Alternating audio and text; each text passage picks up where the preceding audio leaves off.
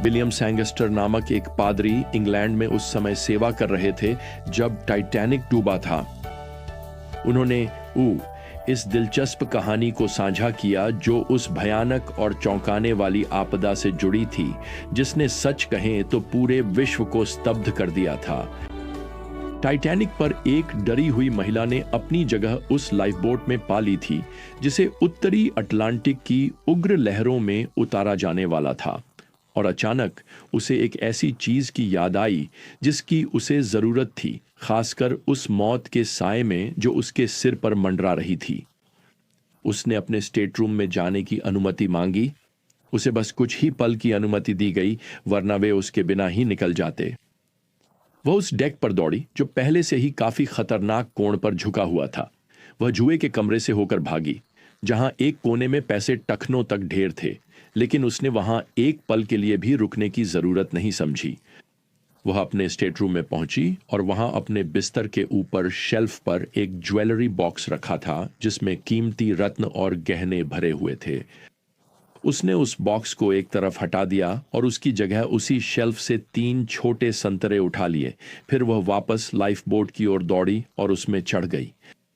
पादरी सैंगस्टर ने इस तथ्य पर उपदेश दिया कि मृत्यु टाइटैनिक पर सवार हो चुकी थी और उसकी भयानक सांस की एक फूंक ने सभी मूल्यों को बदल कर रख दिया था। क्षण भर में अनमोल चीजें बेकार हो गई थीं और बेकार चीजें अनमोल बन गई थीं, और उसी पल उस महिला के लिए हीरे से ज्यादा संतरे कीमती हो गए थे। सच्चाई तो यह है कि त्रासदी हमें यह और स्पष्ट रूप से दिखाने में मदद करती है कि जीवन में वास्तव में क्या मायने रखता है ना? मुझे लगता है कि इससे भी बड़ी त्रासदी यह है कि बहुत से लोग कभी भी उस समझ को नहीं प्राप्त कर पाते। वे जीवन के अंत में डूबने वाले जहाज पर हीरे इकट्ठा करने में ही इतने व्यस्त रहते हैं। रोमियो की पुस्तक में पौलुस ने पहले अध्याय में अनैतिक लोगों के अपराध और मूर्खता को समझाया है। दूसरे अध्याय में वह नैतिक और सम्मानित लोगों के अपराध और पाप पूर्णता का वर्णन करने की प्रक्रिया में है। खैर, बाद में तीसरे अध्याय में वह धार्मिक लोगों के अपराध और पाप पूर्णता का वर्णन करेगा। तो पौलुस एक मजबूत तर्क दे रहा है कि पूरी दुनिया एक पवित्र परमेश्वर के सामने दोषी ठहरती है। अब यहां दूसरे अध्याय में हम चौथे पद पर पहुंचते हैं, जहां प्रेरित पौलुस यह अलंकारिक प्रश्न पूछते हैं, या क्या तुम उसकी भलाई, सहनशीलता और धैर्य के धन को तुच्छ समझते हो, यह न जानते हुए कि परमेश्वर की भलाई तुम्हें मन फिराव की ओर ले जाने के लिए है। यहाँ पौलुस लिख रहे हैं कि नैतिक व्यक्ति परमेश्वर की भलाई और धैर्य को तुच्छ समझ रहा है। वास्तव में तुच्छ समझना शब्द का अर्थ है वास्तव में नीचा देखना, या यहाँ तक कि घृणा करना। तो सम्मानित नैतिक अविश्वासी वास्तव में परमेश्वर को नीचा देख रहा है। वे मानते हैं कि वे परमेश्वर से श्रेष्ठ हैं। अगर आप दफ्तर या स्कूल में उन्हें परमेश्वर के बारे में बात करते हुए सुने तो वे कुछ इस तरह की बातें कहेंगे, मैं कल्पना भी नहीं कर सकता कि परमेश्वर वे काम करें जो बाइबल कहती है कि वह करता है। या निश्चित ही परमेश्वर इतना मूर्ख नहीं होगा कि वह संसार का न्याय करे। या शायद यह कुछ इस तरह है, अगर मैं परमेश्वर होता तो मैं कभी वे बातें नहीं कहता, मैं कभी वे बातें नहीं सिखाता। तो प्रियजनों, वे क्या कह रहे हैं? वे कह रहे हैं, मैं परमेश्वर से कहीं बेहतर हूं, मैं परमेश्वर से कहीं अधिक बुद्धिमान हूं।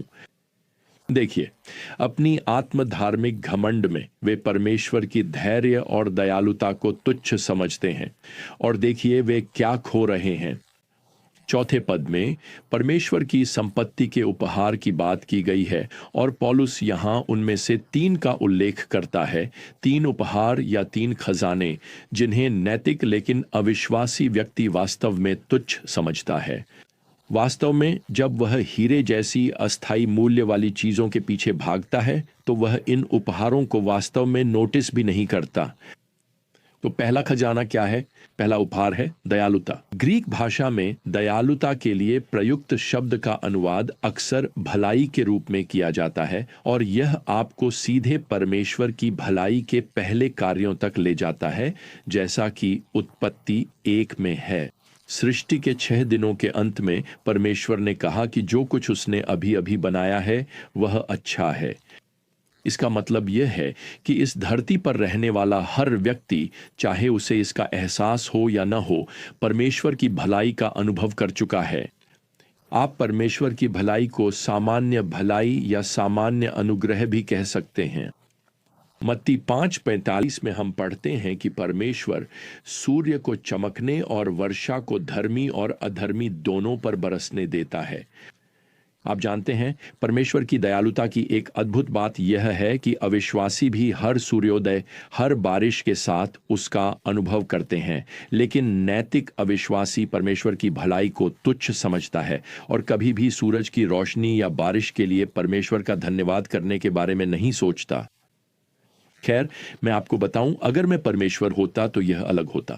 वह पड़ोसी जिसने आपके मसीही होने का मजाक उड़ाया था, तो मैं यह सुनिश्चित करता कि उसके आंगन में कभी बारिश न हो, वह कभी भी घास नहीं उगा पाएगा। लेकिन परमेश्वर ऐसा नहीं करते, है ना? असल में आपके पड़ोसी का लॉन तो शायद आपके लॉन से भी अच्छा दिखता हो, ठीक वैसे ही जैसे मेरे पड़ोसी का लॉन मेरे लॉन से अच्छा दिखता है। तो परमेश्वर के उपहारों के बारे में एक अद्भुत सच्चाई ये है कि वे किसी हद तक अविश्वासियों तक भी पहुंचते हैं। अब दूसरा उपहार जिसका उल्लेख पौलुस यहाँ करता है, जो परमेश्वर के हृदय से समस्त मानव जाति के लिए है, वह है सहनशीलता का उपहार। यह मेरी बाइबल में इसी तरह अनुवादित है। यह शब्द ग्रीक क्रिया से आया है जिसका अर्थ है रोक कर रखना। तो इस पद में यह सुझाव देता है कि परमेश्वर अपने न्याय को रोक कर रख रहे हैं। अब परमेश्वर अविश्वासियों का उनके पाप, उनके अहंकार, उनके तिरस्कार, मसीह को अस्वीकार करने या किसी भी बात के लिए तुरंत न्याय कर सकते थे, लेकिन परमेश्वर कृपापूर्वक उसे रोक कर रखे हुए हैं, उसे अंतिम न्याय के दिन तक रोक रहे हैं। अब तीसरा उपहार जिसका पौलुस यहाँ उल्लेख करता है, वह है परमेश्वर का धैर्य या दीर्घ सफरिंग, दीर्घ सहनशीलता। ग्रीक शब्द है वक्रोथुमियोई। शब्द का पहला भाग है वक्रो, जो एक उपसर्ग है जिसका हम आज भी उपयोग करते हैं किसी बड़ी या महान चीज के लिए। तो परमेश्वर का धैर्य महान है। जब मैं यहाँ परमेश्वर के महान धैर्य के बारे में पढ़ता हूँ तो मुझे नास्तिक बॉब इंगरसोल की याद आती है, जो 1800 के दशक के अंत में रैलियां आयोजित किया करते थे। वह मंच पर खड़े होते, भीड़ इकट्ठा करते और घोषणा करते कि परमेश्वर का अस्तित्व नहीं है। बिल्कुल, उस समय यह कहना काफी चौंकाने वाली बात थी और आमतौर पर भीड़ भी काफी बड़ी होती थी। फिर वह अपनी जेब से घड़ी निकालते और भीड़ से कहते, अगर कोई परमेश्वर है तो वह मुझे 30 सेकंड में मार दे। और फिर वह अपनी स्टॉप वॉच ऊपर उठाते और सेकंड गिनना शुरू कर देते। लोग अपनी सांसें रोक लेते थे। खैर, 30 सेकंड के अंत में वह वहीं खड़े रहते और बस कहते, देखा, मैंने कहा था कि कोई परमेश्वर नहीं है। खैर, फिर से, अगर मैं परमेश्वर होता तो बात कुछ और होती। नहीं, उस काउंटडाउन के आखिरी सेकंड में आप बिजली गिरती देखते और उस मंच पर बस राख का एक छोटा सा ढेर रह जाता। असल बात यह है कि परमेश्वर 30 सेकंड में, 30 साल में या 300 साल में भी अपना धैर्य नहीं खोता। यह तथ्य कि न्याय तुरंत नहीं आता, यह उसके अस्तित्व का प्रमाण नहीं है, यह उसके धैर्य का प्रमाण है।